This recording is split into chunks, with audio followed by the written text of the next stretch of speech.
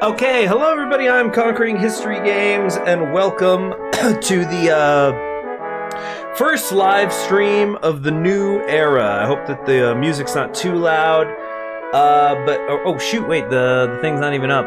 My bad. Hold on. Oh, great. Hold on, we're having a little problem here.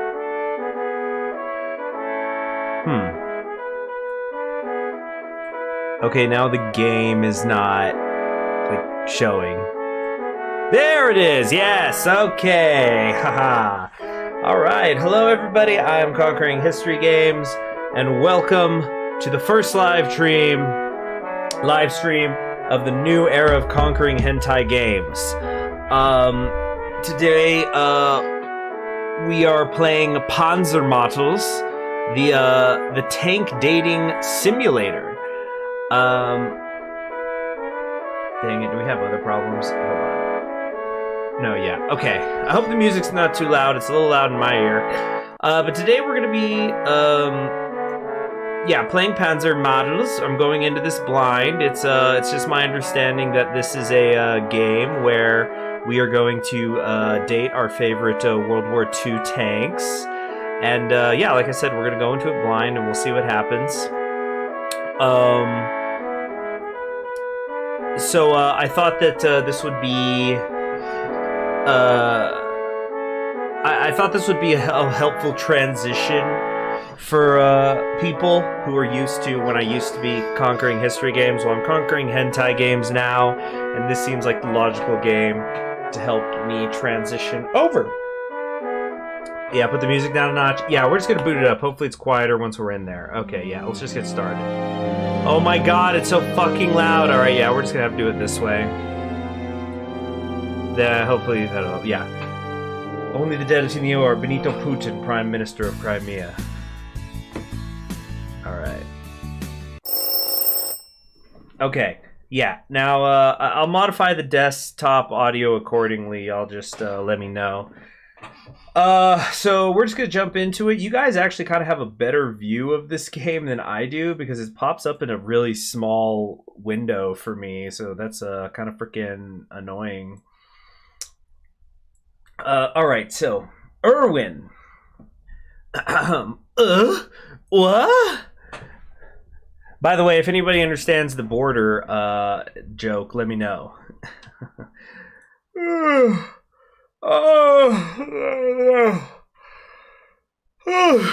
Can't believe I overslept. Gunny is gonna have my head for this. Wait, never mind. It's the first day of class. Oh shit, it's the first day of class! I really should have written down the address. I have no idea where the hell this school is. Why did they put a tank school in downtown Akihabara anyway? So I think Akihabara is supposed to be like this part of Japan that's like it's like a shopping center or something. Come to think of it, I haven't seen any military bases near here either. Dang it. Freaking sorry, the game's acting up. Hell, I really am gonna be late if I can't figure out where I'm going. I should ask for directions. Looks like that mechanic's shop is open. Same with the convenience store.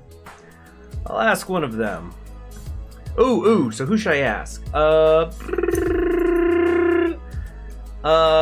think the convenience store is probably better. You know, they're the ones who see people coming in and out, right? Because this is a visual novel, as is my understanding, I might sometimes like have you guys answer a poll on it, or I'll set things to a poll, but only when it seems like it's extra important. It's my understanding that this is a pretty short novel as well. I don't know if we're gonna knock it out today just because I have school. There is things I have to do. Potato Man says I won't ask what this is. Oh, naturally you already know. You already know. But yeah, this will not be a case. We're gonna hit the convenience. Yeah, in and out all night, baby. Yeah, Ask your mom is what I'll be doing. Alright, so hell, the convenience store probably has a map or something. That's true, convenience stores often do. Convenience stores aren't as nice as they used to be, though, like in terms of having stuff. You know, back in my day, if you had a car break down outside a gas station, they'd have the jack in the gas station for you, but not no more. You walk into the convenience store and the bright fluorescent lights illuminate the whole store in a blinding haze. You peruse the local travel guides on the rack next to this week's newest manga releases, but find nothing that mentions a military base. They sell manga at gas stations? I don't think I've ever seen books at a gas station. I guess I'll have to ask the cashier. You take your place in line behind an older salaryman, his hand full of adult comics and snack food. What a weird country. The man in front of you finishes paying and you step up to the counter.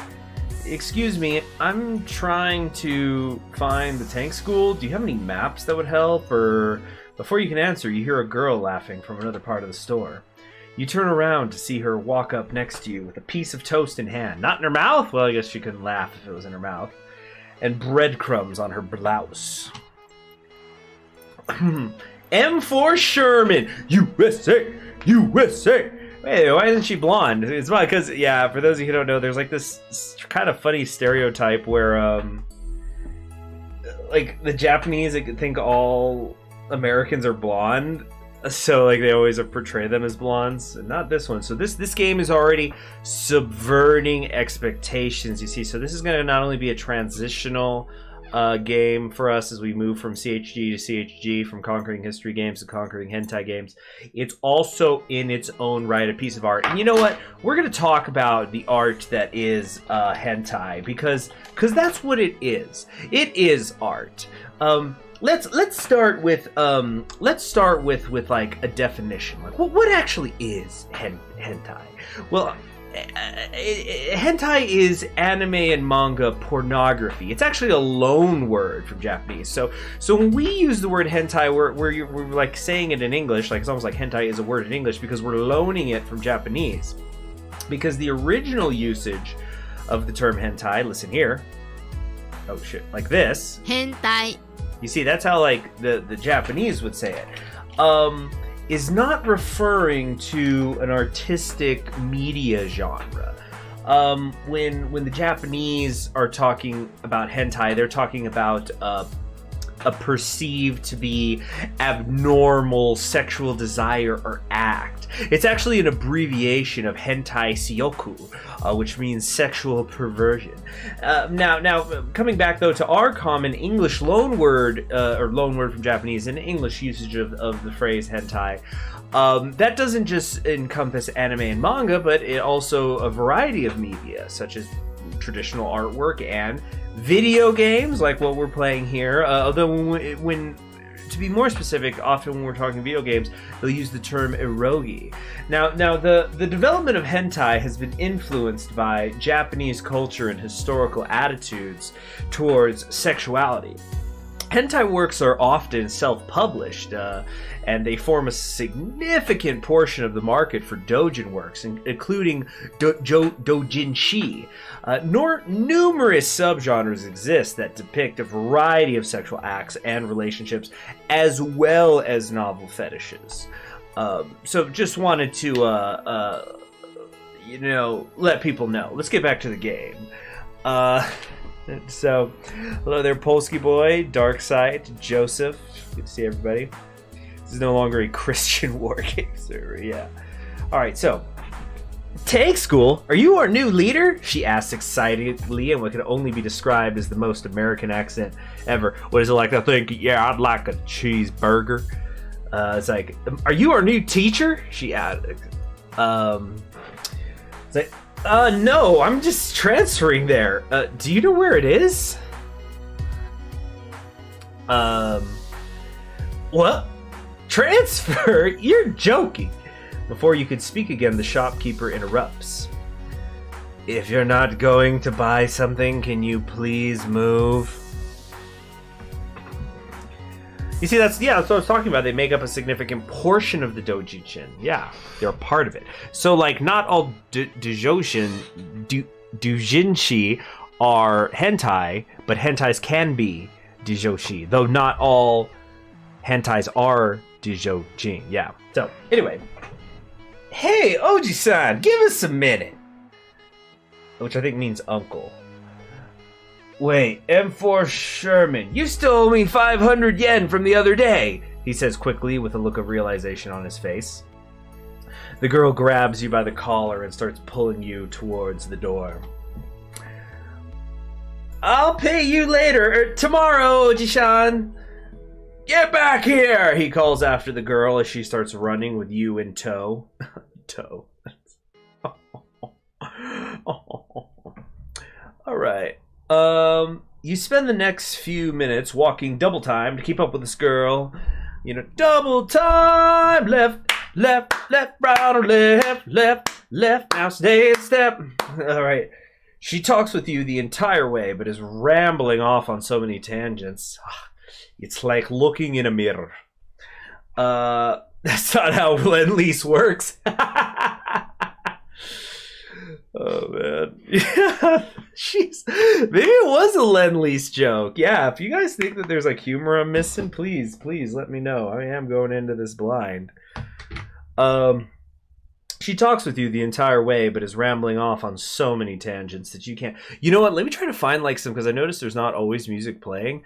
Let me try to find, see if I can find like some tank noises or something to just sort of as ambient be in the background. All right, hold on a sec here.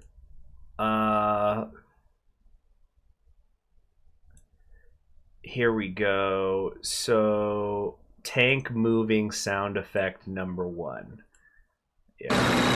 Oh, too loud. So we're just gonna putting it on like the absolute lowest volume. So it's just sort of in the back. And we'll do war sounds maybe later. Then again, the tread by itself is probably a little bit too much. 10 hours of... This is perfect! There is... Oh my gosh, I just found a video. Tank M4A3 E8 Sherman moving sounds, black screen, dark screen, high quality, white noise, ASMR. Perfect. That's... I can't believe that guy managed to fit all those letters into the thing. Okay, there. So yeah, now we got that ambient noise there. Hello! Thank you very much, Jacob Brown. Hey, Sherman, ever heard of Steel Commander? Are you asking me or are you asking the character? Yeah. But thank you very, very much for the super chat, and everybody who gives super chats. Joseph Johnson says, you're the best YouTuber I ever subscribed to. Oh, thank you very, very much. And I don't have my YouTube memberships up. Unfortunately, my weekend is looking like it's going to be much crazier than usual. So I probably am not going to actually be able to get the YouTube memberships opened up until Monday. But when that comes, I'm going to prioritize trying to have like a members-only stream every Sunday for a few hours. So let's look forward to that. Talking to the tank, yeah. I'll switch on her like, ever heard of the Steel Commander? So she talks with you the entire way, but is rambling off on so many tangents that you I got a couple tangents that got me couldn't get through the sentence, that you can't keep track of what she's trying to explain. And so here we are, she shouts excitedly, sticking her arm out to point at the building before you. This is a tank school? You say questioningly. Well, that's what it says on the sign, doesn't it? She giggles. Senpai's gonna chew us out, though, for being late. Let's try and sneak in quick, she says hurriedly. Before you can respond, she's already marching through the gate to school. Flirt with nothing but Sabaton song titles. That might be easier if I could use lyrics, not just the song titles. You know, you got her on the bed, you're standing over, you just... And then as you're disrobing, you're just going, I was chosen by heaven To the skies, see Carolus rise. Carolus being the nickname for the penis. Anyway, this is gonna be a long day. Oh! You're late for class, maggot! Tall man dressed in Marine drill sergeant uniform shouts at you before you're even halfway through the door. I don't think the Japanese Marines dress this way, but I could be wrong. Anyway. Plus, Marines are drill instructors, not drill sergeants. So, a little bit of a thing. But it's Hartman, which, you know, we know the reference. I'm sorry, sir! Don't! She has a fiery personality, so much heat it could burn down Atlanta. Yeah. Don't you sir me, maggot! I work for a living! I get it, man. Gunnery sergeant, I mean. Have you forgotten how to address a senior non-commissioned officer, maggot? Sergeant, this recruit is sorry for being late, but this recruit was lost, and this girl showed me the way, Sergeant. You gesture to point at M4 Sherman, but she's not at your side anymore. And you can see that she's been slowly sneaking closer to her desk while the sergeant was focused on you. The sergeant's head snaps to the right to look at her. Where do you think you're going, Sherman? Ah, senpai, my treads. I mean, turret, Sit down, Sherman. You and the new recruit are both on cleaning detail this afternoon. Like, Rommel, she's gonna show you how to do everything. She's gonna teach you how to pee. Alright. Aye, Sergeant! You both say as you salute the instructor and take your seats at the back of the class.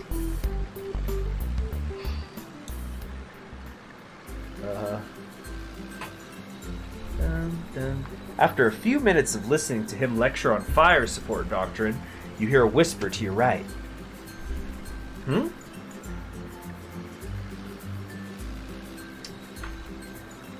This new guy. Psst. What's your name? Erwin. Erwin. You whisper back. Oh, did somebody just subscribe? I heard the alert. Huh. What are you doing here at tank school? That's what I wanted to know. I'm supposed to be studying tank warfare at an officer's academy, but all of you are dressed like high schoolers. Well, duh, we're tanks. What? Tanks? Did you read the sign out front? Tank school. It's pretty obvious. Yeah, but I thought it was tank school, like normal. No, it's tank school. For tanks. That makes absolutely no sense. Cut the chatter back there, recruits! Don't worry, I'll introduce you to everyone at lunch, she whispers before going back to doodling on her desk. Doodling. Doodling. This is gonna be a weird day. I really hope I'm at the right place. Man, will give me hell if they think I went AWOL. A few hours later. It's probably almost lunchtime. At the sound of the bell, all of the tanks in the classroom start unpacking their lunch bags and heading into the hall.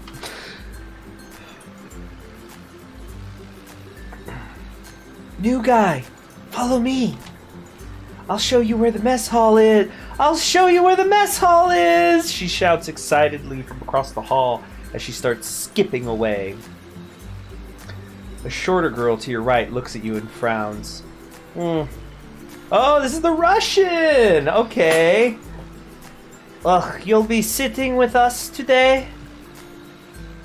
Great, she says as she rolls her eyes and follows Sherman down the hallway.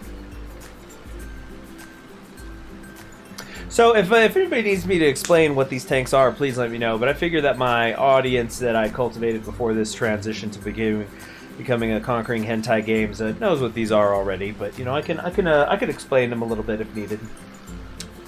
You walk into the school's mess hall, and already there are tons of students sitting at various tables together. Stalin's progressive niece? Why is she progressive? Oh, because of the pink hair. Oh, man.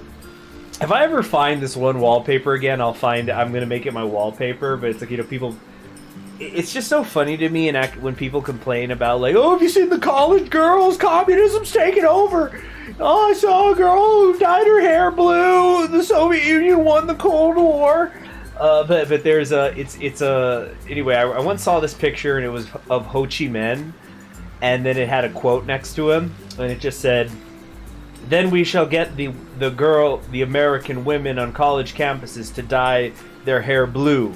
This is the final victory of Marxism." So on the far side of the room, you see Sherman and a few other girls chatting. As soon as you... Oh, hold on a sec. As soon as she sees you, she jumps up. Hey, new guy, over here. I think I'll go like a little bit Valley with her. Just a hint of Valley, not like, oh my god, totally. But just a little bit of Valley. Kind of like, I'm going to try to mix Valley and Texan. It's going to be weird. I guess I'll end up sounding like Calliope Mori. So, yeah, I guess I should actually, to bridge the audience, you're right, Mad BC. For those of you who don't know, the M4 Sherman is kind of the signature tank used by the United States during World War II. Now, they weren't the only ones who used it, because there was Lend-Lease. In fact, the Russians, the Soviet, and all the other nations of the Soviet Union ended up using Sherman tanks. And it's also gotten a lot of use in the post-World War II period, but including being used by both the Indians and the Pakistani during their war. So it's Sherman on Sherman violence. You hate to see it, folks. But so the thing with the Sherman, that it was kind of like quintessentially American in that, like, it was like relatively cheap. You can make a lot of them. I'd say they're reliable. They're more reliable than others. Not the most reliable tanks in the world, but somewhat reliable. And of course, they were named after perhaps the most, as the kids would say now, based and Sigma grind set pilled Civil War General William Tecumseh Sherman. Which is why I'm sure that Sherman tanks are not allowed within 100 miles of Atlanta, Georgia.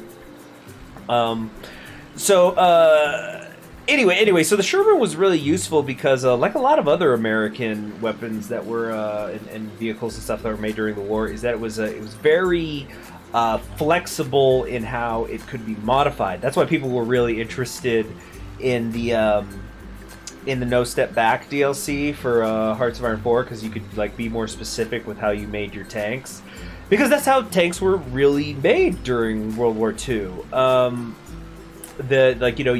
You'd have like your base model, but then it's like, okay, you know what? We're gonna put like a freaking artillery gun on this bitch, or like we're gonna modify the chassis, or we're gonna have an open turret. Or, you know, we're going to put an anti-tank, specifically anti-tank gun. We're going to do something different with, like, you know, how many secondary machine guns we have on it or something. You know, stuff like that. So, yeah, just the quintessential American tank. And I think a very good representation of the ones used during the war. Anyway, back to the hentai games, shall we? Hey, new guy over here! You walk over to the group of girls, and one by one, Sherman begins to introduce you. Oh, man. So I guess we're going to do the exposition dump for all of them right now.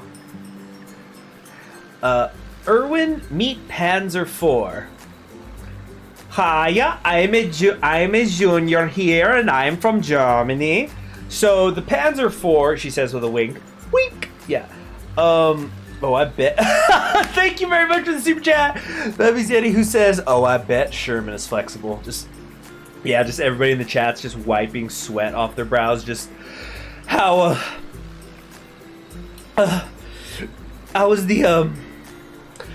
flexible is she? Yeah.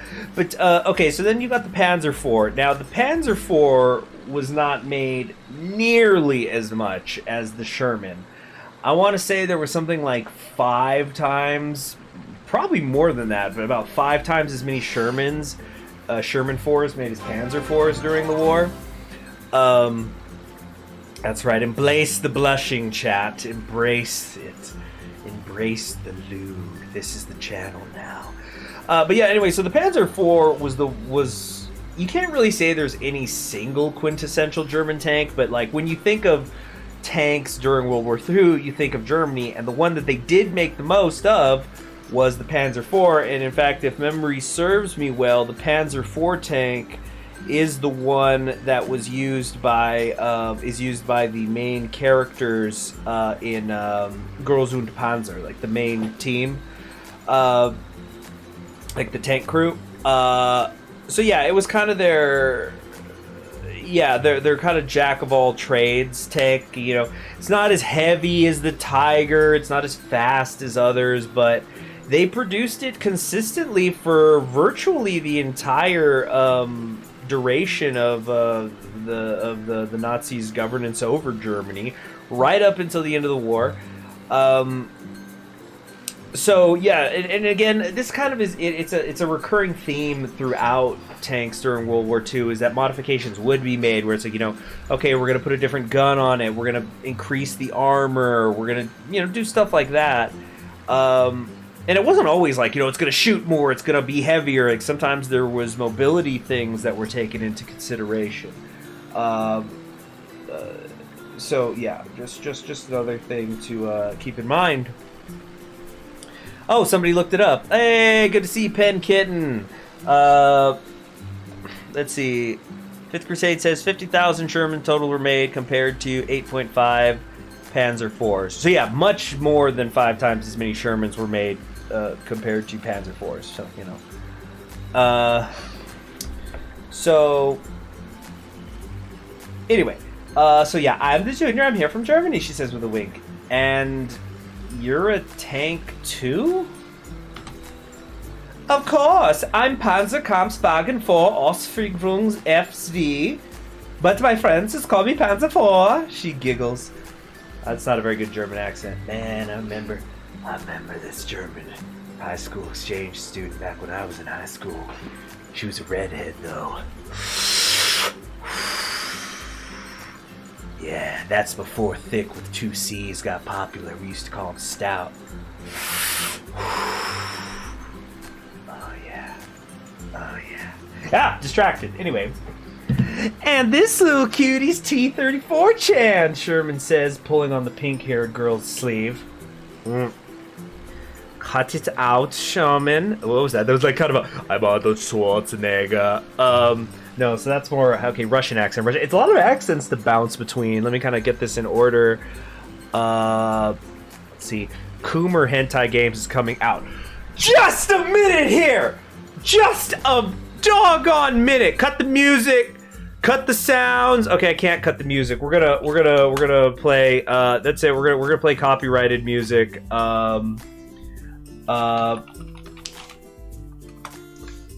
Frickin'. Hold on. Let's get one thing straight here, John.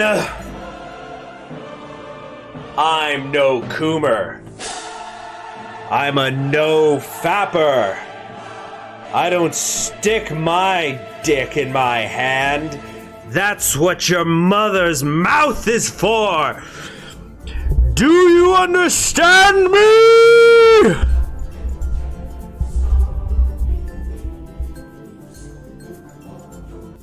Okay, with that out of the way. Anyway. Let's get back to the game. Right, I was trying to figure out the Russian accent. Yes, Russian. Yes. So, cut it out, Sherman. Oh, come on, T-Chan.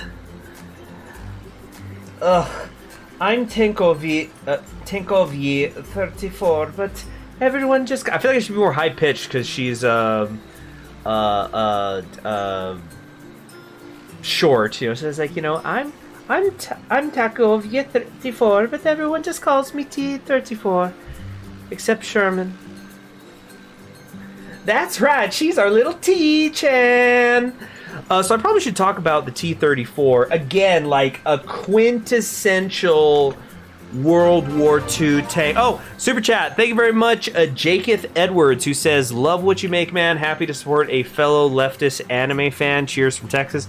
Okay, well, I want to be perfectly clear about something here. I don't discuss politics on the channel, so I don't know if like that was like a typo or something. Like you meant to say that you yourself or like from maybe you meant to say a leftist fellow anime fan, because I see that you have the red star.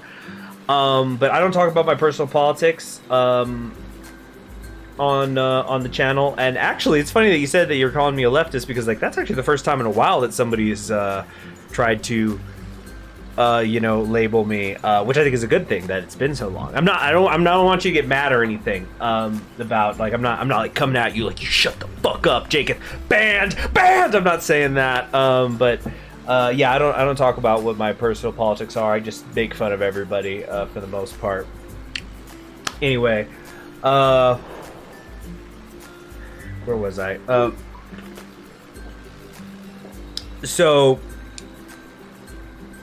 Let's see, Silly CHG, this isn't a hentai. Yeah, I probably should have gone conquering hentai games for the title, but we're here already, can't do anything about it. Alright, so anyway, we're talking about quintessential World War II tanks. We all know I'm a weebist. My political affiliation is I am a strong believer in the 1976 released jazz fusion albums. Anyway, so that's like a personal joke of a friend of mine. So anyway, the T-34, just like the Sherman, like when you hear Sherman, you're talking about American tanks. When you hear, excuse me, anarch, centrist, monarchist, third way inclined. Yes, let's hear all the meme politics for me.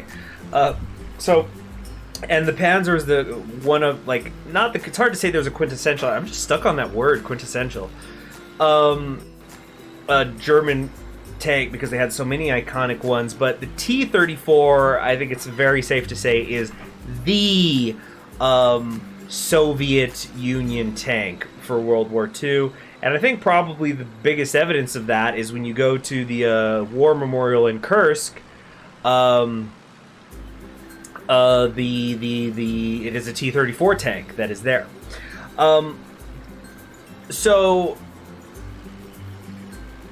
It does take its famous Christie suspension actually from an American tank, and if so a lot of like T-30, actually I think some things that were like basically T-34s were made in the United States. I could be wrong, or like they kind of sent the design over, but it was a very, very good tank. No less a person than Heinz Guderian, the German general himself, actually Marshal I should say, said the T-34 was better than German tanks, and they were like a really key part in overcoming the initial German tank superiority during World War II. Actually, I have a book here. Let me try to grab. I have a book of essays that's like about dumb decisions in history, and it talks about how like the Germans and the Soviet Union were doing army exercises before the war broke out, and how they took two different lessons from it, and essentially the Soviet Union realized, let's just make the T-34. Hold on a second. I have the book right here. Oh, where is it? Just a minute, guys. Shoot, it might be in the other room, but it's actually a really interesting thing.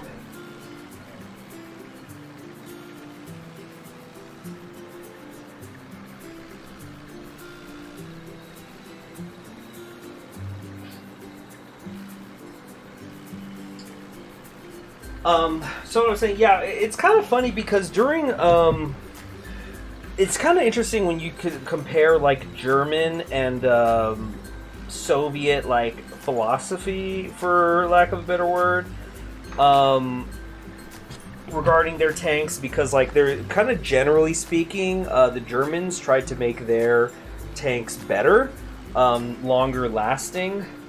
That was that ended up not always being the case. I think Porsche, for example, made some pretty goddamn awful tanks that were just garbage. Yeah, fucking thing sucks. Whereas the Soviets kind of realized, like, well, we don't need a tank that's going to last forever because it's going to be in combat and get blown up. We don't need this thing to last 10 years. We need it to get to the front and get through a battle. Anyway, so okay, here we go. So I'm flipping through this book called "It Seemed Like a Good Idea: A Compendium of Great Historical Fiascos." So it's just like a bunch of essays. About like just things that seemed like a good idea, but it turned out they weren't. It's so this is one that was written by a guy called William Fortune. It's called or Fortune: How to Train an Enemy. Russia and Germany Cut a Deal. So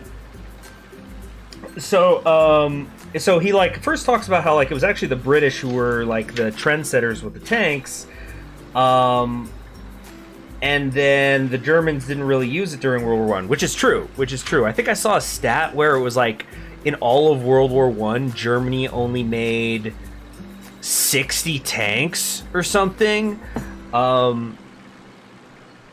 So anyway, it was in between the wars that the Germans and the Soviets started to work together.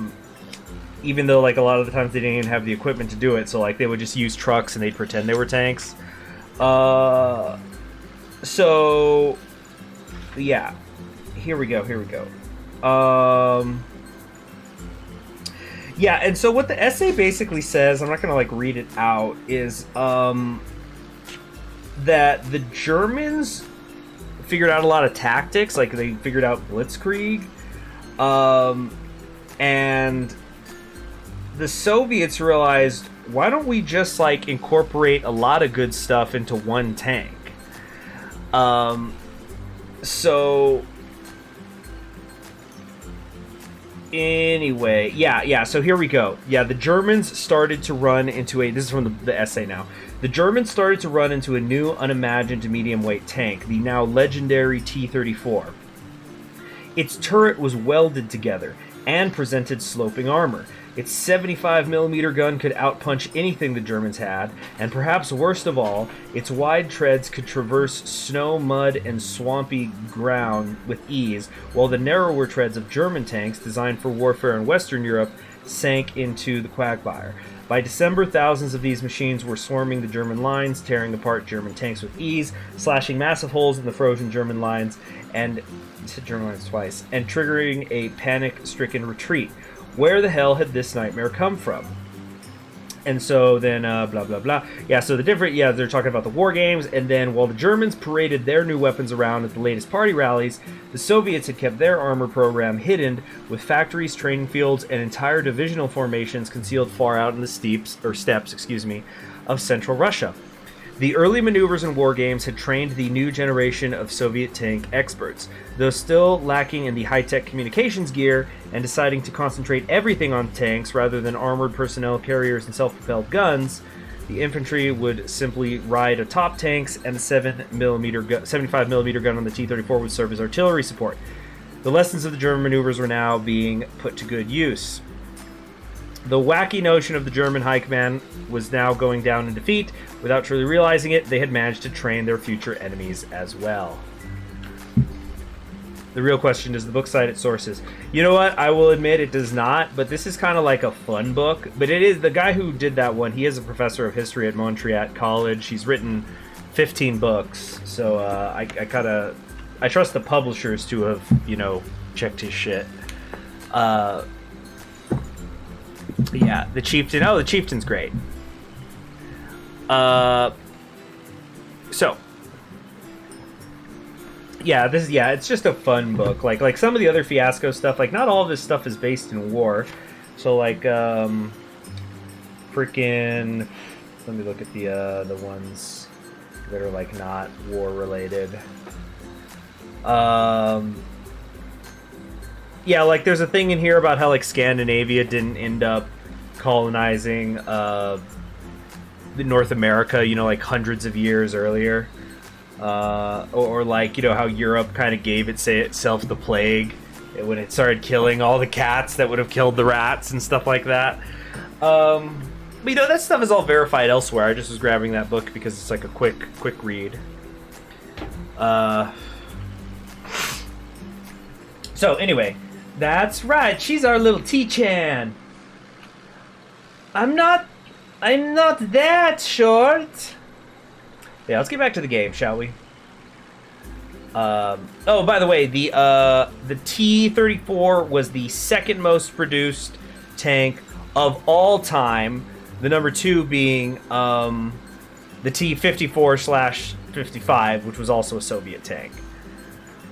It's a historical fun facts type of stuff. Yeah, exactly. All right, so.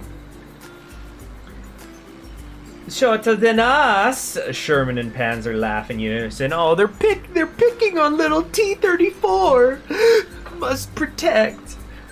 It's obvious this isn't the first time they've had this discussion.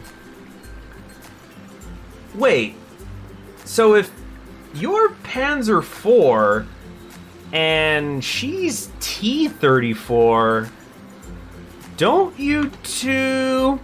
We used to have our differences, but we got over it, right, T-34? She says, nudging T-34 to speak. Right. Who needs European hegemony in the Crimea anyway? CHG's tangents are beautiful journeys in of themselves. Thank you very much. I do appreciate that. And you see, you guys still call me CHG. I think this is going to be a very easy transition for people to make. I think people are going to like this. Yeah. So Sherman quickly cuts her off. Well, as close to over as they can get, she says, poking them both in the ribs. Poke, poke. So then, everyone here is a tank. Yeah, well, except for the teachers. And you, she says, embarrassed. I'm beginning to think this is some sort of joke. Are you trying to make a fool of me? It seems normal to me, she smiles. Well, yeah, but you're a tank. And a girl! By the way, sidebar, not a long tangent. In this and Girls und Panzer, I do like that their uniforms have skirts, because I think that's supposed to be a tank skirt joke. Isn't a Sherman taller than a Panzer IV? I don't know in here. Like, yeah, in here it looks like Panzer IV is taller, but I think the important thing is that they're both taller than the T-34. Like, that's supposed to be the joke. But let me look that up now, actually. Okay, so the T-34 in real life is supposed to be 8 feet tall. A Panzer IV is 8'10". So you see, that's a perfect example where we were talking about how, you know, like the comfortability of a tank. Like, you know, a Panzer IV tank crew has a whole other foot to stretch out in. Let's see, in the M4, Sherman is... trying to look it up. Well, because there were so many variants. Yeah, and the Sherman was 9 feet to 9'9". So, excuse me. Yeah, so Americans, they need the most wiggle room, I guess. You know, they got like a fucking recliner in there. You know, they're kicking their legs up in the Sherman. All right, so you're a tank and a girl. I still don't even know why I'm here. I'm supposed to be studying armored warfare, not how to be a tank. Emilio, hi, it's been too long. By the way, what the fuck happened to you? Why did you change to Conquering Hentai games? I just felt it was time for a change. I think that there's an audience here for it, a bigger audience for hentai than for history, and yeah, I think it's going to be a good, positive change. We're appealing to the masses. Hentai's mainstream. People have recognized it as a legitimate form of art, which it is. Like, you guys, come on, we've all seen the hentai hoodies the kids are wearing these days, you know, with all the Iago and whatnot. You know, Diva from Overwatch was like a fucking, you know, like a Manchurian candidate for getting video game jock bros into hentai. They're like, no, it's Diva. It's Diva. You're day early, my dude. Day early for what? For what? I don't know what you're talking about. Alright, so Panzer IV, go ask Sergeant Martin. Somebody's asking what's my favorite hentai. Oh, you trying to say that I don't have a favorite hentai? Are you trying to say this is just a game? You trying to say that I'm not legit? That I'm just faking that I'm into hentai? It's March 31st. Is it? I think in most of the world it's not. Pretty sure in most of the population of humanity it is not March 31st. Anyway, so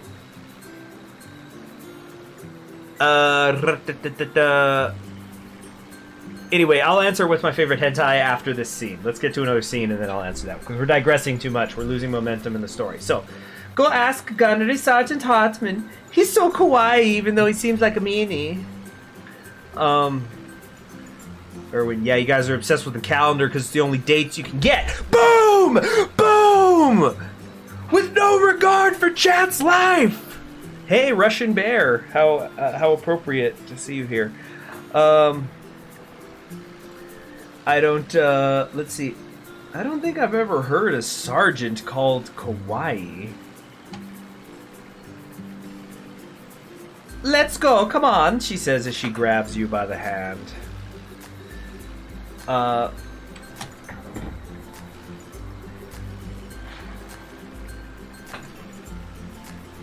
Let's see here.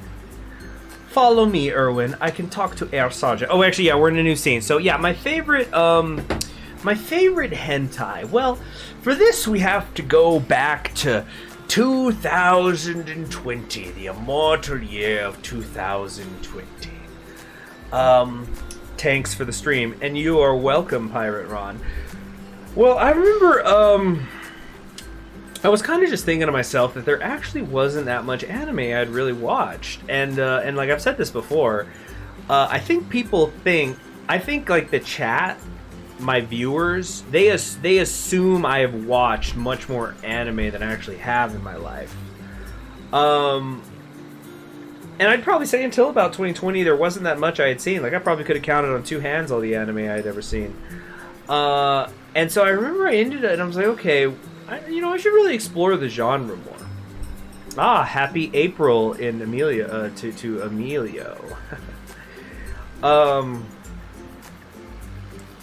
So what was I saying? I was so I ended up finding a video by this guy called Giga. He like does a lot of comedy anime stuff, but he did a like top 10 and I think it was like top 10 animes everybody should watch. And so some of I had seen. He had Legend of the Galactic Heroes on there, by the way, so that was fucking awesome.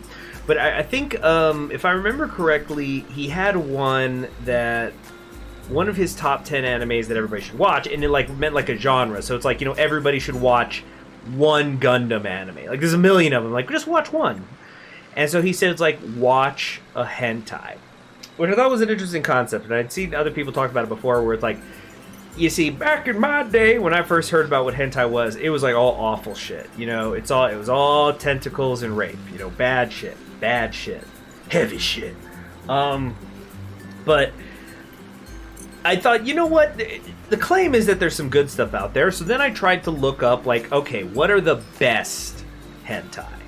And this one in particular kept coming up, which apparently it got, like, a Blu-ray release. And so I ended up checking out, it was called, I think it was called Konoho. And I think, like, Konoho is, like, some sort of slang for sister. Although I think Nissan is supposed to be the slang for sister. But anyway, it was like a legit show. It was like a movie. I want to say it was about an hour and a half long. And I thought, okay, I'm going to sit here and I'm going to watch this all the way through. Unless it gets awful. But you know what? It really was just a regular romantic anime, except there were sex scenes. So the premise of it was that the main character, I'm trying to remember, like the main character, something had happened. And he ended up moving in with these three sisters who owned an ice cream shop, so he was. I think it was like he was in high school, but he was legal. Like he was 18, and the youngest sister was in high school, or maybe two of them were. I'm not sure. See, it's kind of weird because they were three sisters, but they looked different. Like they had different hair colors. So I don't know. Maybe the mom got around. And yeah, he ends up sleeping with them all. Spoilers. You know what? It really wasn't that bad. I think there was generally a nice tinge of romance, especially with the oldest sister. But there was like a subplot where he ends up sleeping, the main character ends up sleeping with two of the girls at the school. Didn't really like that. Didn't really think it was necessary, but it kind of was set up for a thing in the last scene. Maybe there was supposed to be a sequel movie. But yeah, I finished it and I thought, okay. I've definitely seen regular animes that were worse than that. So that would be my favorite hentai. Yeah. Anyway, let's continue on. Yep. Isn't it fun, this conquering hentai games? Let's see here. So, I don't know. He doesn't really seem like the talking type. Is there anyone else? He just... Oh, that was me. Fuck, I fixed it up. So, Panzer 4 says... He's just grumpy, but he's actually really sweet. FS Francisco says, I'm not a fan of anime in general, but I did start to follow the channel thanks to Suzerain, but this Blitzkrieg dating sim is surely interesting. Oh, cool. Glad you like it.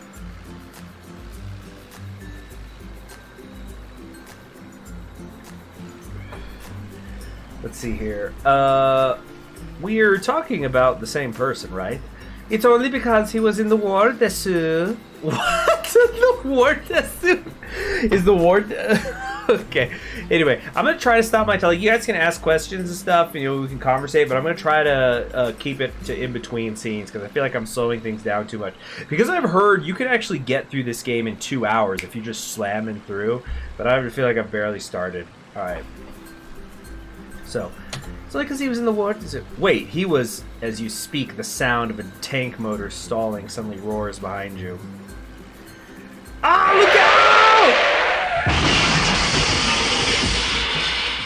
Oh, damn, that was loud. I'm so sorry. Is he okay? Ah! What's happening? You really need to be more careful. I don't know what voice to give this, because... Okay, I figure I'm concussed, so I'm not going to kind of be muffled. You need to be more careful. You are crushed him. Have you started watching the... I'll answer the Legends of Galactic Heroes thing. I don't have fun. I was that in and I couldn't stop. I'm like half conscious. It's okay. He's gonna heal up. If they push us like he's had again.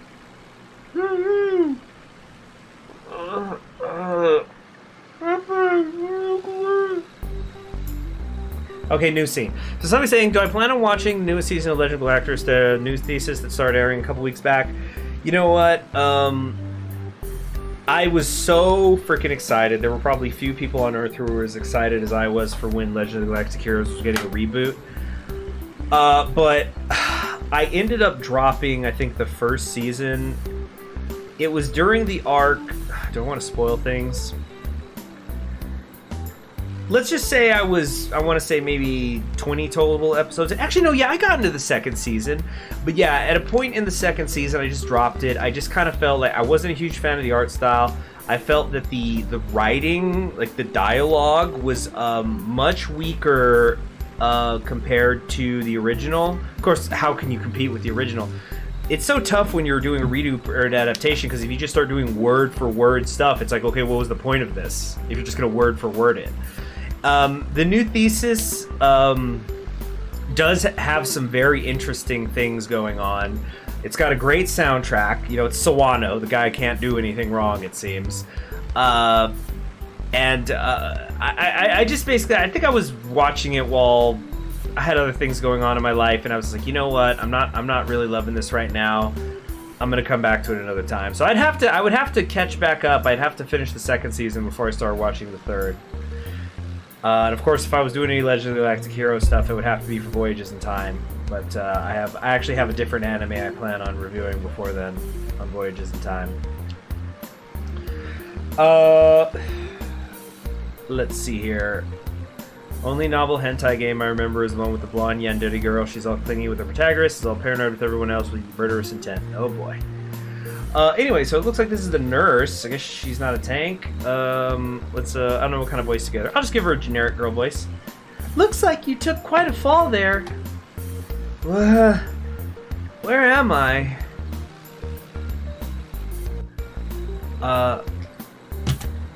Don't worry, you're quite alright.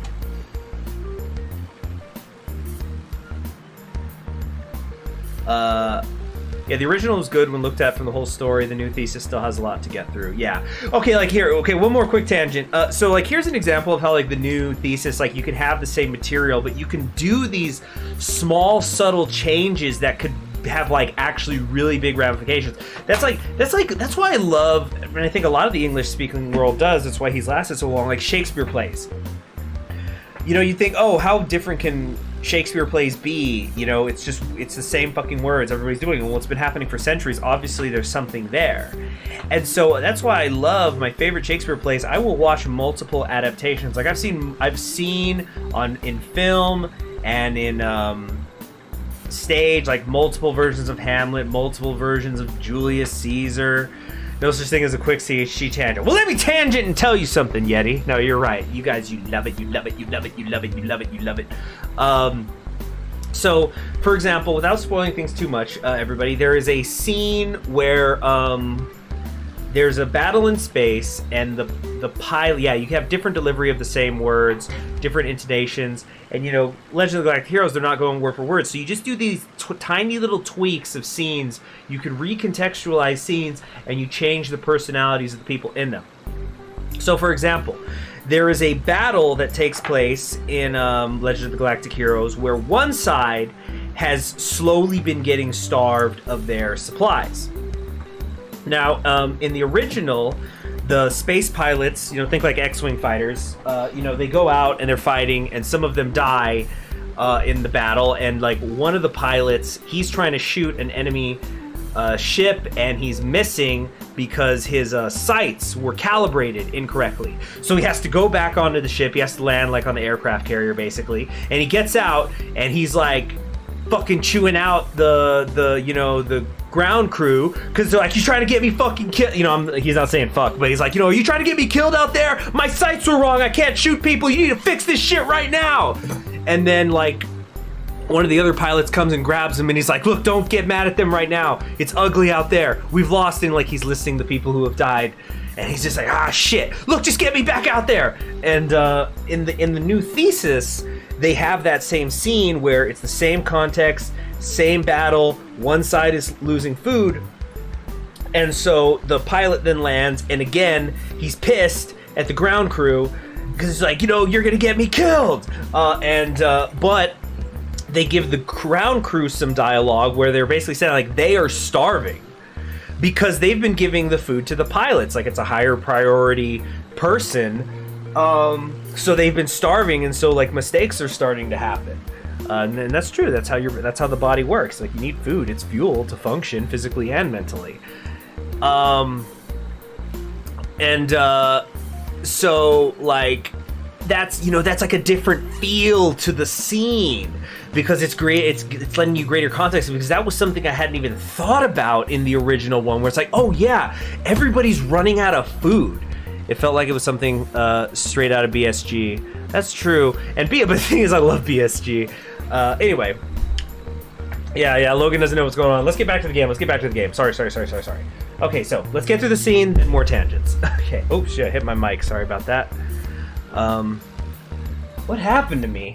Oh, Tiger 1 had a little slip up. Her transmission jammed again. You know, you really should wear a helmet when you're around tanks. Didn't you read the field manual? Field manual? Never mind. Anyway, Tiger, come over here. He looks well enough to see you now. Oh, Tiger! Tiger. Would you guys date a girl named Tiger? I would. Anyway, Taiga with T-I-A-G-A. Okay, so I want to give her a different accent besides the German, because they're both German, but I don't know. How about... I kind of get like this big farmhand feel from her, like, in a different life, if she wasn't a tank, she would have been a really big tractor. So maybe we can kind of go a little bit of a farmer thing, like maybe kind of do an Applejack thing, It's like, yeehaw, like what in tarnation?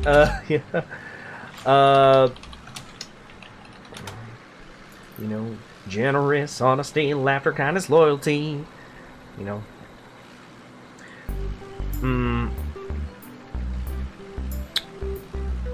Yeah, I think we're gonna... Oh, spoil, Tiger's actually upper class. Oh, okay. So maybe I can give her a British accent. Yeah, Porsche Tiger. Maybe like a higher end thing, like, I'm sorry for running you over. Yeah, because she also seems a little demure. Is that the right word? She's a little more subdued, even though she's big. So like we could maybe give her like a breathiness.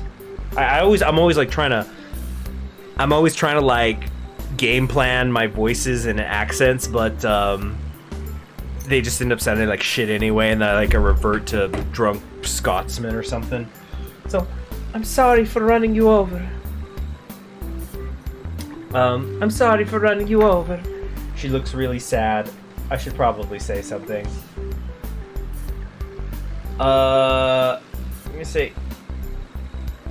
It's okay. It doesn't hurt much. Yeah, nice. Does it hurt that bad? You shift out of bed. Shift like a gear shift out of bed to stand up before falling back down in pain. Oh!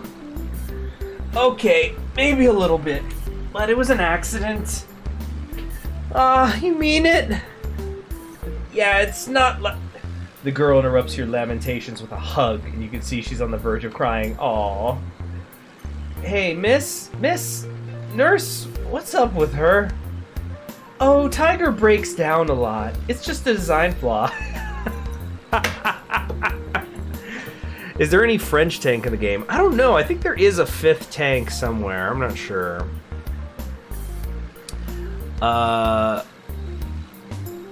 Tiger is still trying to hug you as you slowly drag yourself close to them. She breaks down. That's great. Look, I'm alright. See? You say, balancing with one foot on the ground. You might want to let me handle this from here. Why don't you take the rest of the day off? Sure, yeah. I'll see myself out, you say as you pry the girl off of you. There is a French tank, but she's not a dating path. Yeah, there you go. Good. You walk out into the school hallway and take a moment to catch your thoughts.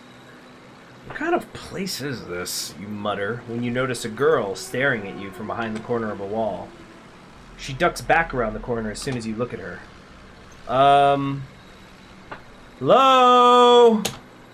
Is anyone there? She peeks her head back out, blushing red and looking very shy. What's this? The IS-2 with the heart pin. Is that like some sort of what do you call it? Foreshadowing. She's canon path or something. The one of love. So yeah, I guess let's quickly talk about what the IS-2 is. So the IS-2, you can kind of say that this is you can sort of say this is the Russian Tiger. It's a heavy tank developed in the Soviet Union. The S, yes, does stand for Mr. Joseph Stalin. So yeah, abort mission. Oh, stranger danger. We're not liking this. We're really not liking this. It seems like. Fun fact: the IS-2 is. I actually might be slightly wrong, but the it might have once happened, but the IS-2 might have been the only Russian tank, or Soviet tank, I should say, that ever fired on American soldiers, because they were used by the Chinese during the Korean War. IS stands for its senpai, yeah. Anyway, I'm sorry. Are you the new boy? Yeah, I guess I am. Well, I wanted to ask you something, if that's okay. Sure. Whoa. Oh, okay. She's the yandere. She's the yandere. Okay. So we gotta go a little manic with her. Like, have you ever been inside a tank? Ah! No, I never have. So, guys, are we a virgin, or are we crushing it left and right? Give me a Georgian accent. Jesus, you have way too much faith in me. Let's see. Hold on a sec. We're gonna have this one be a thing. So, answer. In training. No, never. In a tank. This is gonna actually kind of maybe determine my personality. For that, you can hear clocks ticking again. CHG. Yeah, so the polls should be open now. So yeah, am I gonna be like the sweaty virgin, or do we just have notches in our belt that it goes all the way around? We're crushing with our mighty treads. Yeah. Looks to be 50-50 so far, so please vote. Vote, vote, vote, vote, vote, vote, vote. Yeah. It's like basically like any sort of innuendo. Am I going to be going, oh gosh, back up? Or is it going to be more like, oh, I can oil you up, your treads, you know? Wasn't the IS-2 built in Leningrad? Shouldn't she be Russian? Well, I've already got a Russian voice, so yeah. Make her Georgian. Maybe I should make her Southern. It's like, yeah, Georgian, right? You know, it's like, have you ever been in a tank before? It's kind of more not really Georgian accent, but you know, it's like, because there's like the Savannah accent. You know, the South does have like, you know, microcosmic differences. Damn, still 50-50 in the poll. Everybody vote, vote. Some of you haven't voted. Come on.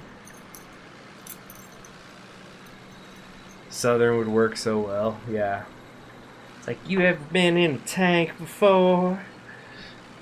Yeah, we do it. Wrong Georgian. Right, Georgian. No, I need to do a Georgian accent, but not the Caucasus Georgian and not the United States Georgian. It needs to be that island in the middle of nowhere Georgian. You know, that's. I need to get the accent of those 12 people who live there. Oh, it's a tight race, people. Tight. Tight, tight, tight.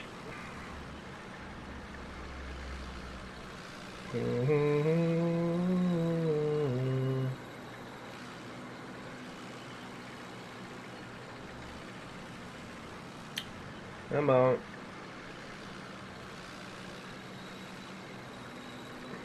Have you guys been seeing these memes people do where like they'll get I guess like cosplayer. There's like cosplayers who do freaking, I don't know, like VTubers, and they'll like 3D print a mask so it's like really smooth and doesn't have a nose, and they'll put that on too as part of the cosplay, and it always just turns things like really uncanny.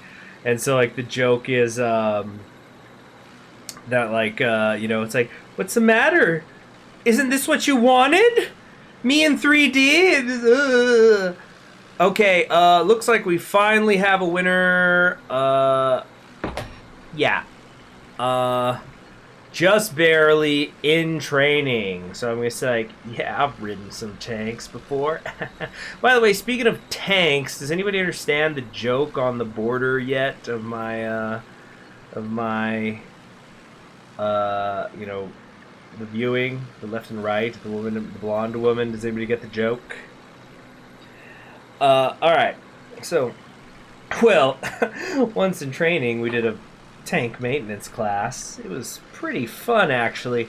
I got to fire a couple of rounds through the barrel. That's why you do your Kegels, folks. So after round one, just take a deep breath, right back into round two. So she let you touch her? I'm gonna try to do like a Southern Belle thing. Oh, so she let you touch her? Whoa, whoa! A normal tank, not a tank girl. Oh, I guess kind of either way then. It's like, yeah. Oh, tee-hee! You see, you can't do tee-hee in a Southern, yeah. Darkness La Latina. Yeah, because, yeah, so for those of you who don't know, the character, this blonde woman, she is a tank. Because it's like, you know, there's tanks, DPS, and healers. In the show she's in, she's a tank. Get it? Oh, so, tee. Well, you're coming with me. Let's get a drink. Oh, yeah, I could go, tee-hee. What do we got? Are we gonna go for a drink with her? Drink with yandere. I know a lot of you are into the yanderes.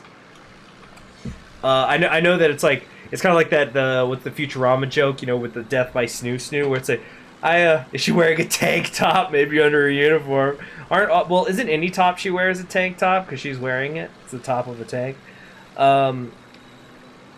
So yeah, but I know that some of you would be like the death by snoo snoo thing with Futurama, where people, you know, it's like, you know, I never thought I'd die. Like, you're gonna wake up, you're tied to a bed, and she's over you with a knife, and it's like, I never thought I'd die this way, but I always really hoped. Alright. Oh, wow. Okay. Yeah, I think yes is winning very, very strongly. I don't think no can come back from it. We're going for a drink. Yeah, risk it for the biscuit. Which in this case would be like an MRE biscuit, I guess. So sure, why not? Hold on, is there a way to save? Okay, good. Oh, I could have like been making other paths, whatever. But yeah, so good to know that we could just save at any time. But Hey, yeah, come on, let's go. Didn't know I was gonna... Oh boy. Funny number. What the hell? Hold on a sec, look at the poll, guys. For some reason, it's 30% no, 69% yes. How did that work? What? Oh, man. You and IS-2 walk down the street. She keeps trying to brush her hand against yours.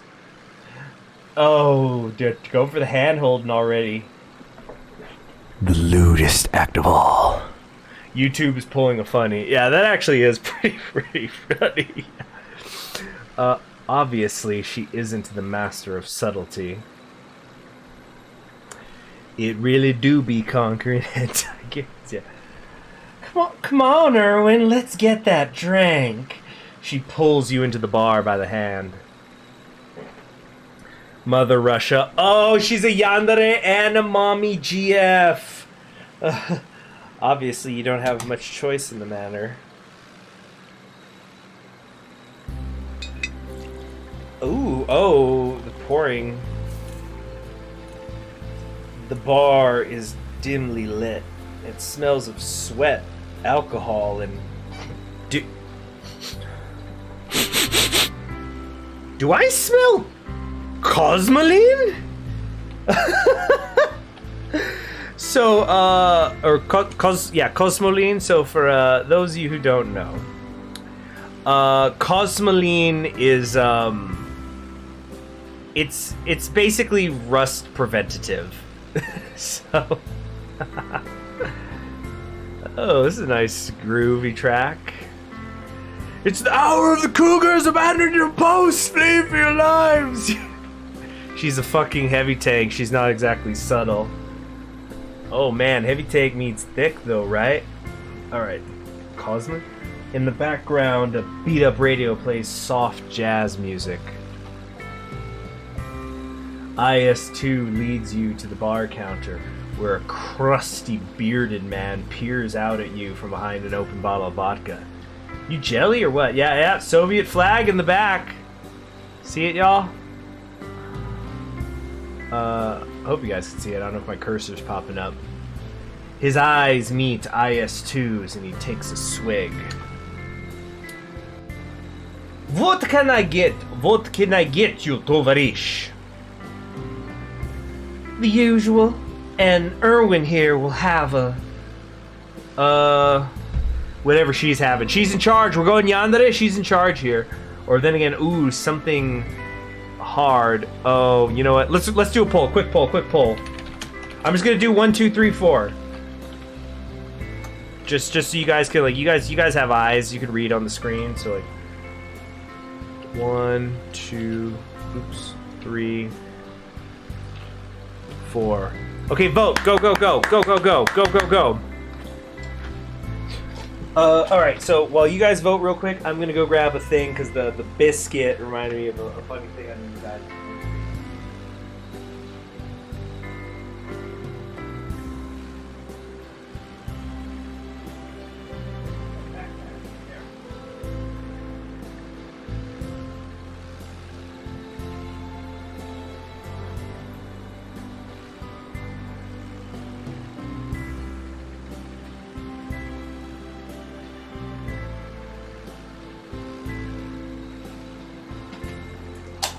We need to have juice so we can have our hair clear. Look, if the yandere wants to spike your drink, she's gonna spike your drink. Do not order water in German at a Russian bar. Oh, you are right. That is a one-way ticket to, yeah. That's not how you get the yandere death ending. You get the gulag death ending. Let's see. Down the hatch. Yeah, Clark's getting it. Clark gets the punnery. Looks like everybody wants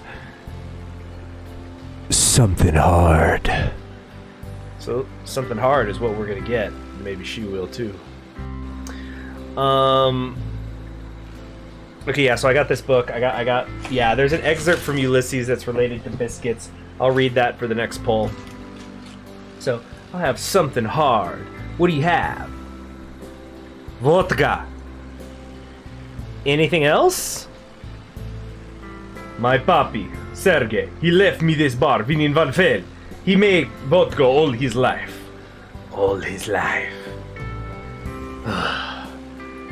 He should have died in Berlin. Just start doing the whole Reznov thing, but it's you know, from Black Ops, but it's only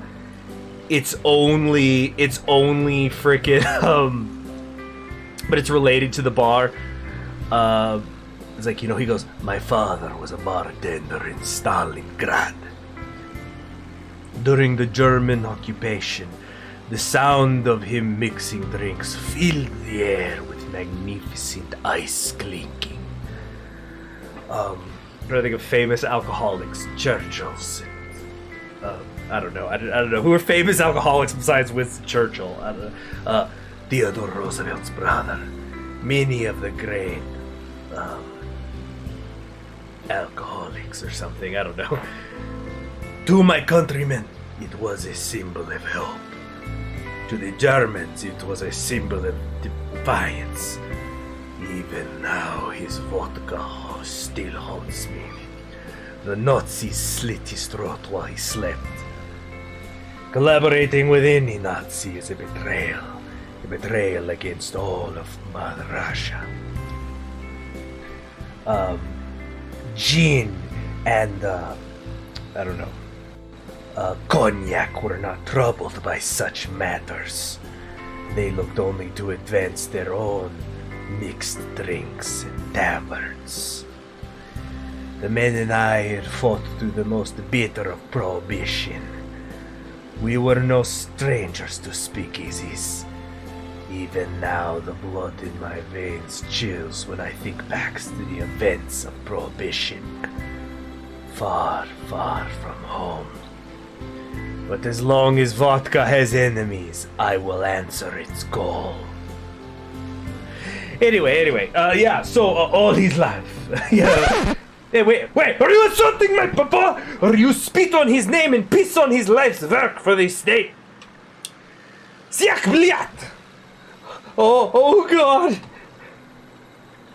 He'll have a vodka too. In fact, make it a double. I'm feeling frisky. The music starts up again. Like, yo, play. U.S. Grant. That is famous alcoholic. You start to take a sip of your drink. You know what? I really am going to pour one, guys. Here's to it. I don't have vodka. I don't buy it. But, you know, let's pretend. Let's get that ASMR of the bottle opening.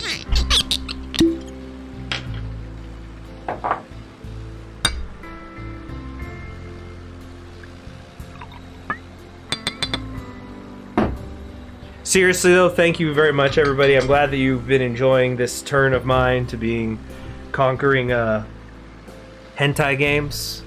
And thanks especially to everybody who super chats. Your super chats are what fund the channel. Super chats, memberships, passive. You know, guys, hit that like. If you haven't hit that like, and I know some of you haven't, please do so. You know, it's the best free way that you can support the channel, help me grow. Because I'm going to really try to commit myself more to it. As we go into late April, you know, mid-April, late April, opening up some memberships. I'm going to try to make this my job, and I think I really can between this and Voyages in Time. And I'm only going to be able to do that with your help. So, cheers, everybody. Cheers. Oh, that wasn't a good glass sound. Here we go. Cheers.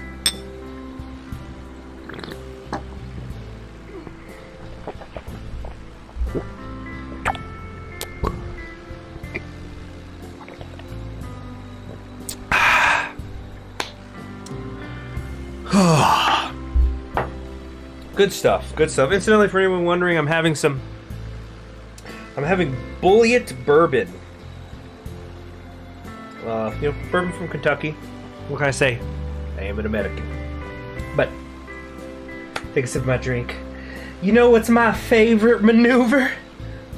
Envelopment from behind. Damn. Damn, girl! You choke on your drink. What? It's true. It's so effective, especially when the enemy isn't expecting it. You press the attack and penetrate their lines from behind. Oh no, it's not her. She's gonna peg me. Which is like, if you're into that, but not, no, I'm not though.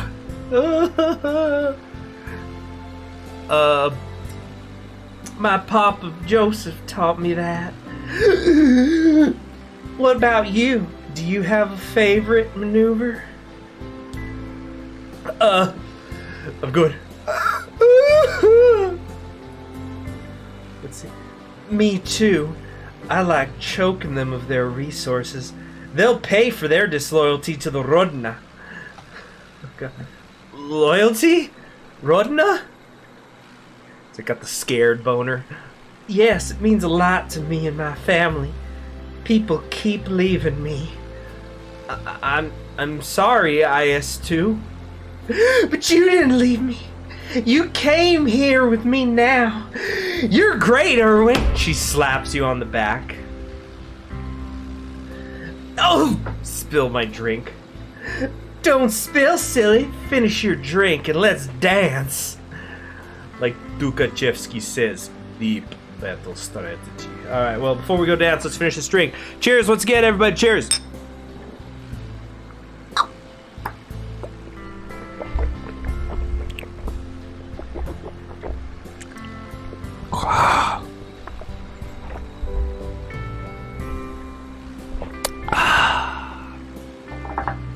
You guys are great. Here's to the Asian time zones, am I right? So, let's say I can say I really don't dance, or I kind of can't breathe. We're gonna say I really don't dance. I don't really dance. Everybody can dance, silly, and yet not everybody should. You spoil sport. That's okay. You go. Oh, did I say that? That's okay. You can watch. Don't be picking up my armored skirt. She makes her way to the musky floor of the mostly empty bar and begins to dance. Saxophone-laced innuendo, yeah, just... You know, or something, you know. Blyat is IS-2 what did I say about dancing in the bar? Ugh. Nikolai Vodka was what... Then he just spaces out and is just like... Nikolai Vodka was one of the finest vodkas I've ever known. I drank it I kept it a bottle by my side from the siege of Stalingrad to the fall of Berlin. The wounds the drinking it sustained, ensuring my victory, should have earned it an award-winning vodka medal in Russia. But the Prohibition agents had little need for heroes. Nikolai Vodka was a hero. It deserved a hero's drinking, instead of giving itself for the glory of a drunken evening. It was spilled for nothing into a sewer by the agents. It should have been drunk in Berlin. Damn, though, actually got a little emotional for real. I was feeling it inside. You know, it's like Shakespeare, you know. One of the constant things I've seen with like Shakespearean actors when they'll talk about how they portray it, they always say it's like, you know, don't color the language too much. Like, the man was a genius. Let his language do the talking. You don't need to add a whole lot to it. And even like, you know, doing a farce about like vodka and fighting Prohibition agents instead of Nazis, it's like that's some heavy shit in that monologue during Project Nova. Heavy shit. Anyway. Oh, alright, she whines and joins you back at the bar. So, did you like your first day at tank school? It was weird, really. It was really, really weird. I'm having trouble getting over the fact that you're a tank. Well, duh, cutie. What else would I be there? Why else would I be there? Well, for you, it makes sense. You're a tank. A cute tank? Yeah, sure.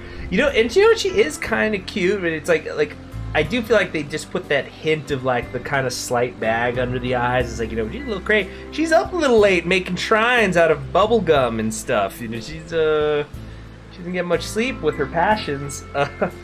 So, I knew it. Let's drink. IS2, we have class in the morning. That's right, class in the morning. We have vodka right now. Well, if she says so. Another drink it is, boys and girls.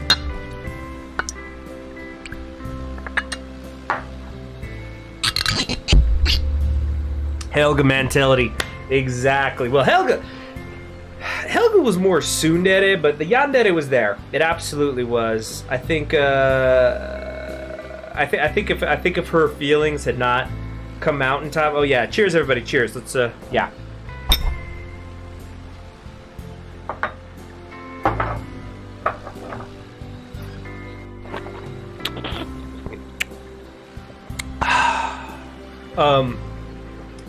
I think that if Helga hadn't eventually gotten her feelings out, you know, in like the high school, like in the elementary school time, she definitely would have ended up going full yandere by the time they were in high school. It would have gotten ugly.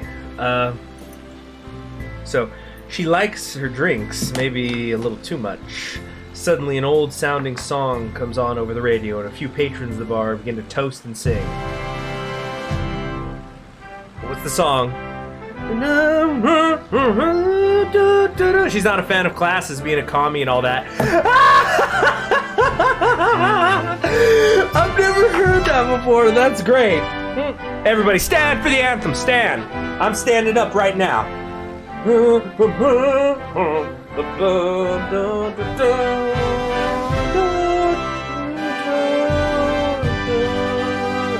I kind of forget how long some of the notes are in the melody.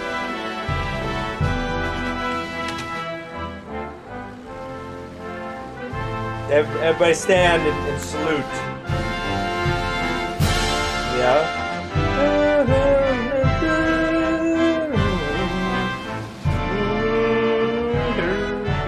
You see, because like, and I know you're saying it's like with conquering history games, you're not a communist. Yeah, but I don't want the bartender to whip my ass, so we're saluting. Let's get some salutes in the chat. Okay, enough. Let's go. I like the applause is inserted. All right, let's keep going. Wait a second. Isn't that the Soviet national anthem? The Soviet Union? Stalina! You can see a single solitary tear roll down the bartender's cheek. Your patriotism belongs in another time, Tovarish. The song dies down and most of the patrons come out the bar.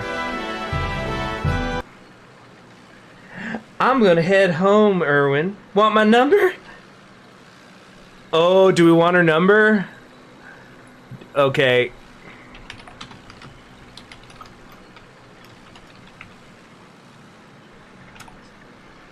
Alright, so while you guys vote on that, I wanted to read you something from Ulysses. I know I'm so obsessed with it lately.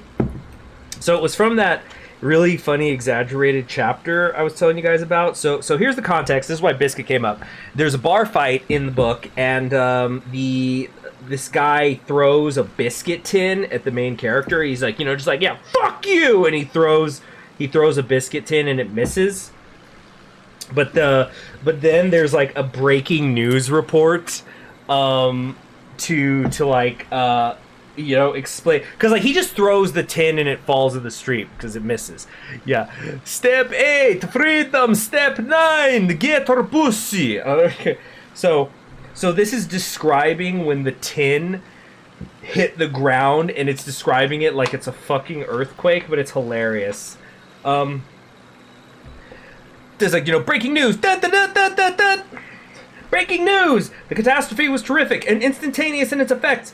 The observatory of Dunsink registered in all 11 shocks, all of the 5th grade of Mercal's scale, and there is no record accident of a similar seismic disturbance on our island since the earthquake of 1534, the year of the rebellion of Silken Thomas. The epicenter appears to have been that part of Metropolis, which constitutes the Inquay ward and parish of St. Mickens, covering a surface of 41 acres, 2 roods, and 1 square pole of perch. All the lordly residents in the vicinity of the Palace of Justice were demolished, and that noble edifice itself, in which at the time of the catastrophe important legal debates were in progress, is literally a mass of ruins, beneath which is to be feared all the occupants have been buried alive. So like somebody threw, like a tuna, think like a tuna can, like how small a tuna can is, and it has created an earthquake, and all the politicians have died because of the earthquake that destroyed the building. From the reports of witnesses, it transpired that the seismic waves were accompanied by a violent atmospheric perturbation of cyclonic character. An article of headgear. I feel like we need some breaking news music, some, hold on a sec here. Let's see here. News music, yeah. Background. Let's see here. Perfect! Yeah, so this is breaking news, everybody. An article of headgear since ascertained to belong to the much-respected clerk of the Crown and Peace, Mr. George Fottrell, and a silk umbrella with a gold handle with the engraved initials, crest, coat of arms, and house number of the erudite and worshipful chairman of Quarter Sessions, Sir Frederick Falconer, Recorder of Dublin, have been discovered by search parties in remote parts of the island respectively. The former on the third basaltic ridge of the Giant's Causeway, the latter embedded to the extent of 1 foot 3 inches in the sandy beach of Ho'open Bay near the open head of Kinsale.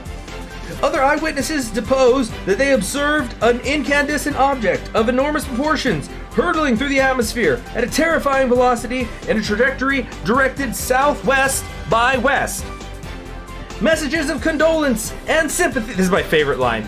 Messages of condolence and sympathy are being hourly received from all parts of the different continents, and the sovereign pontiff has been graciously pleased to decree that a special missa pro defunctus shall be celebrated simultaneously by the ordinances of each and every cathedral church of all the episcopal dioceses, subject to the spiritual authority of the Holy See, in suffrage of the souls of those faithful departed who have been so unexpectedly called away from our midst. The work of salvage, removal of debris, human remains, etc., has been entrusted to Messieurs Michael Mead and Son, address 159 Great Brunswick Street, and Messieurs T and C Martin, address 77, 78, 79, and 80 North Wall, assisted by the men and officers of the Duke of Cornwall's Light Infantry. Infantry. Oh, after every period, say stop. Fuck, I should have said that. Okay, we're gonna do that from now on for the last little bit. Actually, no, we're on the last sentence already. Assisted by the men and officers of the Duke of Cornwall's Light Infantry under the general supervision of H.R.H. Rear Admiral, the Right Honorable Sir Hercules Hannibal Habeas Corpus Anderson, KG, stop, KP, stop, KT, stop, PC, stop, KCB, stop, MP, stop, JP, stop, MB, stop, DSO, stop, SOD, that means SOD, stop, MFH, stop, MRIA, stop, BL, stop, Doctorate, stop, PLG, stop, FTCD, stop, FRUI, stop, FRCPI, stop, and FRCSI. Stop. That's the end of it. Yeah. The telegram click. Yeah, you're right. I should have had that set up. Let me try to find like I'm sure that I could find like telegraph clicking. Let's see here. Telegraph. Wait a minute. Oh my god. It is the music of hold on. again when the beating of your heart. Oh my god. Amelia Watson's on her 11th 3D model. 12,000 people watching this, and yet you all are still with me. You're truly the most wonderful people, and I'm so thankful for all of you. Alright, here we go. Telegram clicks. Or it's like telegram, clicking, sounds, ASMR, button tapping, button click. Let's see here. I'm trying to find like the telegram. Old telegram sound, maybe. Or let's see, let's try Morse code, which would kind of be similar. Morse code sound effects. There we go. Let's try this. Perfect. Okay, so we'll use that next time. Yeah.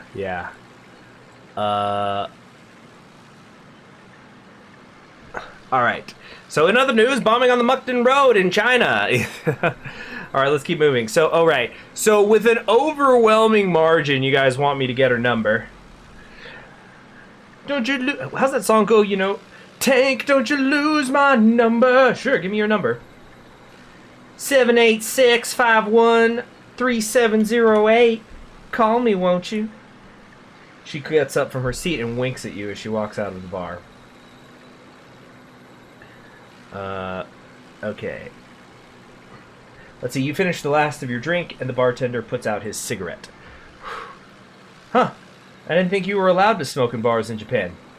It's also against bar rules to be a little banana, so you're not gonna in bar, but not throw you out yet, da? Right. Have a nice night. Thank you very much, moderators, for the work you've been doing in the chat, by the way.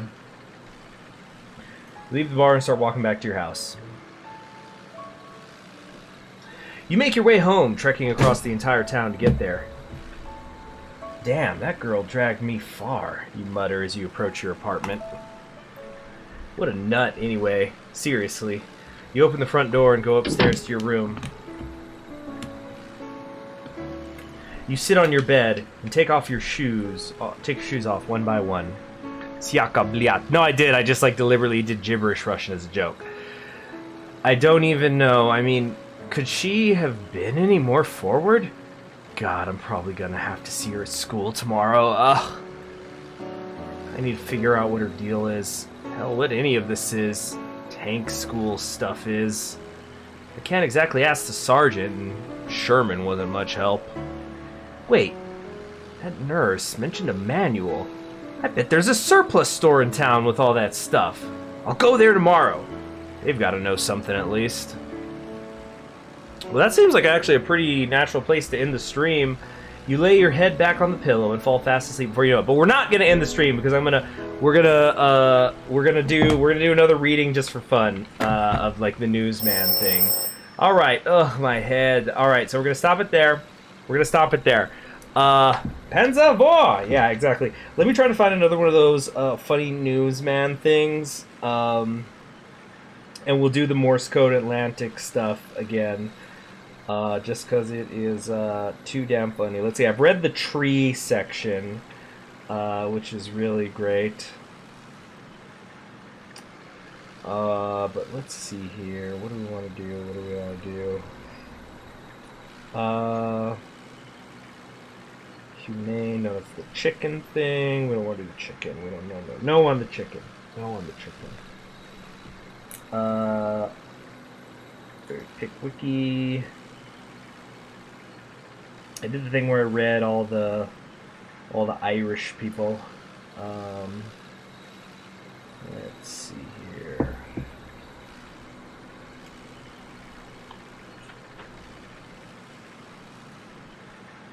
Okay.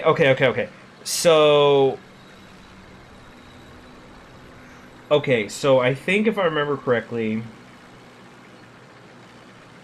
friends we have are by our side. No, not that. Bring you to the newsroom of NBC headquarters, New York. Yeah, exactly. But I'm just trying to find a specific one I want to do. Yeah, I already did the Rose of Castile. Shiny Palace. No. Herds. Buthwer. Hook Banzai. These objects were restored to hand by block. No. Sisters of the Poor. Maintained order while the living are being time. Yeah. Sorry guys, I'm trying to find something. Most interesting discussion. Oh wait, let me try to find the boxing one. Oh yeah, you guys are gonna love the boxing one. So the context of this one and is they're talking about a boxing match that happens. Read a hentai script in the news voice. No. All right, so here we go. We got news coming in of the boxing match. Okay, well, all right. It was a historic and hefty battle when Milo and Percy were scheduled to don the gloves for the purse of 50 sovereigns. Handicapped as he was by a lack of poundage, Dublin's pet lamb made up for it by superlative skill in ringcraft. The final bout of fireworks was a grueling for both champions. The welterweight sergeant major had tapped some lively claret in the previous mix-up, during which Coig had been receiver general of rights and lefts. The artillery putting in some neat work on the pet's nose, and Milo came on looking groggy. The soldier got to business, leading off with a powerful left jab, to which the Irish gladiator retaliated by shooting out a stiff one flush to the point of Bennett's jaw. The redcoat ducked, but the Dubliner lifted him up with a left hook, the body punch being a fine one. The men came to hand grips. Milo quickly became busy and got his man under, the bout ending with bulkier man on the ropes, Milo punishing him.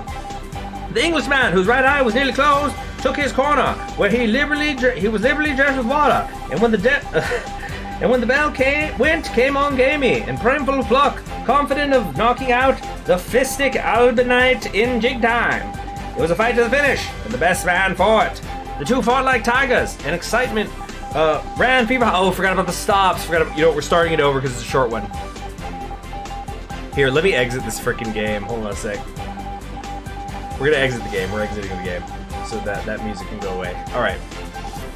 Flash! It was a historic and hefty battle when Miles and Percy were scheduled to don the gloves for the purse of 50 sovereigns. Stop. Handicapped as he was by a lack of poundage, Dublin's pet lamb made up for it by superlative skill in ringcraft. Stop. The final bout of fireworks was grueling for both champions. Stop. The welterweight sergeant major had tapped some lively claret in the previous mix-up, during which Coeg had been receiver general of rights and lefts. The artilleryman putting in some neat work on the pet's nose, and Milo came on looking groggy. Stop. The soldier got to business, leading off with a powerful left jab, to which the Irish gladiator retaliated by shooting out a stiff one flush to the point of Bennett's jaw. Stop. The redcoat ducked, but the Dubliner lifted him with a left hook, the body punch being a fine one. The men came to grips. Stop. The men came to hand grips. Stop. Milo quickly became busy and got his man under, the bout ending with bulkier man on the ropes, Milo punishing him. Stop. The Englishman, whose right eye was nearly closed, took his corner, where he was liberally drenched with water, and when the wind came on gamey and primeful of pluck, confident of knocking out the Fiskite Elbenite in jig time. Stop. It was a fight to the finish, and the best man for it. Stop. The two fought like tigers, and excitement ran fever high. Stop. The referee twice cautioned fucking Percy for holding, but the pet was tricky, and his footwork was a treat to watch. Stop. After a brief exchange of courtesies, during which a smart uppercut of the military man brought blood freely from his opponent's mouth, the lamb suddenly waded in all over his man, and landed a terrific left to battling Bennett's stomach, flooring him flat. Stop. It was a knockout, clean and clever. Stop. Amid tense expectations, the Portobello Bruiser was being counted out when Bennett's second Old Puff Winstein threw in the towel and the Sentry Boy was declared victor, to the frenzied cheers of the public, who broke through the ring ropes and fairly mobbed him with delight. Stop. Alright, there it is. Yeah. Okay, so that's gonna be the end of the stream. I hope you guys liked that. So super fun stream. Unfortunately, I don't know if I'm going to be able. The views are going up during the radio news. It's awesome. It's fantastic. I'm glad you guys like it. I like it too. But I'm gonna try to stream tomorrow morning. I cannot, or tomorrow at all. I cannot guarantee it. Basically, a major mistake happened on my part, and I have to get something done tomorrow. Very sorry about that. So I'm probably not gonna stream. But there's gonna be. There will be some more new we still have another new hentai game I have not debuted yet. That's going to be going up tomorrow for sure. And I hope you guys are excited with the new direction of the channel. People seem to be enjoying it. But in any case, live stream tomorrow or not, I certainly will on Sunday. I'm Conquering History Games. You all have yourselves a very wonderful evening, and a special thank you as always to everybody who donates via Super Chat. You are what funds these live streams. I'm Conquering Hentai Games, and sweet dreams. Mwah!